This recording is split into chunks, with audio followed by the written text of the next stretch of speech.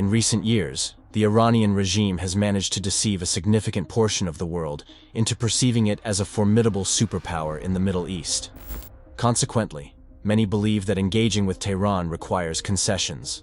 Otherwise, they will risk their own security and economic prosperity. In spite of its outward projection, the Iranian regime stands as a hollow drum, decaying from within. Internally, its situation is marked by extreme fragility and instability. The regime's external interventions act as a veil, camouflaging the critical state within Iran by exporting its crises beyond its borders.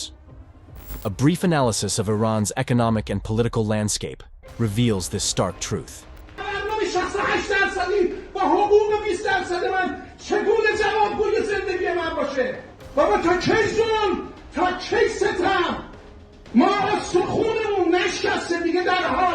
له شدنی نابودی جامعه کارگری به دست مسئولین نالایق بی‌کفایت و خیانتکار.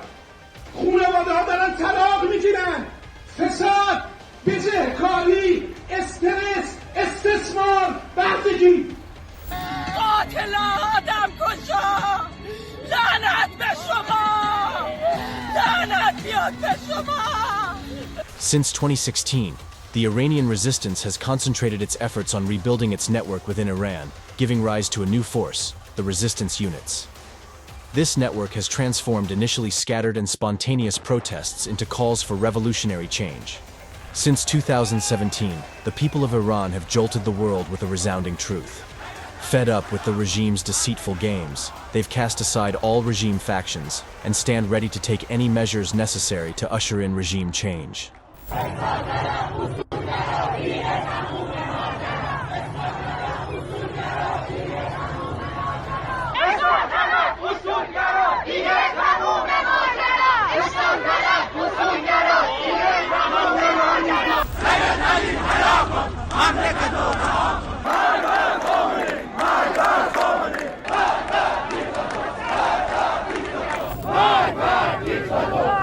مرگ بر دیکتاتور!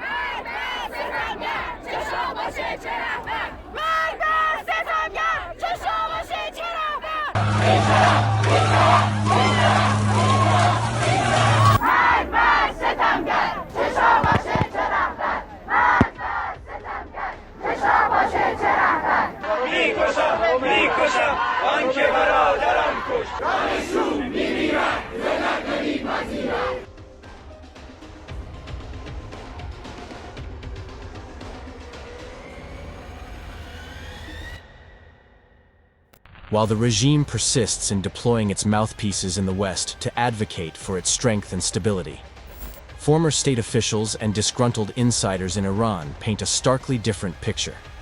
مهمترین شکاف تو این کشور همچنان شکاف سیاسیه، شکاف دولت و ملته. مسئلهش فسادی است که دستگاه حکومتی ایران رو گرفته آقای بیگدری از طریق شبکه بانکی فاسدش. الان مردم ما احساسشون اینه که حاکمیت تمرکزش ملت خودش نیست. نقطه کانونی سیاست ورزی آقای خامنه‌ای خارج از مرز هاست، نه داخل مرز. این نسل آگاه شده، نمیشه با زور براش تصمیم گرفت. نسل جدید متوجه است. و الان داریم مردمون رو به سرعت از دست میدیم. به تعبیر اون گوینده فرانسوی، ما به سرعت داریم تمام میشیم. خدا نیاره اون روزی که مردم قبول کنن که به جایی که برن به سمت انتخابات برن به سمت هرج و مرج. The regime's officials, from top to bottom, have been struck by low morale and despair in the face of the people's burst of outrage. مردم از نظام گله‌مندن، یا از آقای رئیس جمهور بد گله‌مندن، یا از دولت گله‌مندن، یا از مجلس گله‌مندن. پس این تعبیر خوبی نیست. ولی فقیهی که به ضرب و زور نمیتونم دستگاه امنیتی پلیسی بخواد قدرتش مستقر بشه که این دیگه نمیتونه ولی فقیه باشه، نمیتونه اون وصف عدالت، مقبولیت عامو چی داره داشته باشه. که من یه روزی توی جلسه دوستان اصلاح طلب بودن، گفتم آقا خدای نکرده در این کشور اتفاقی بیفته بین سید محمد خاتمی و سید احمد خاتمی 6 تا تیر چراغ فاصله است.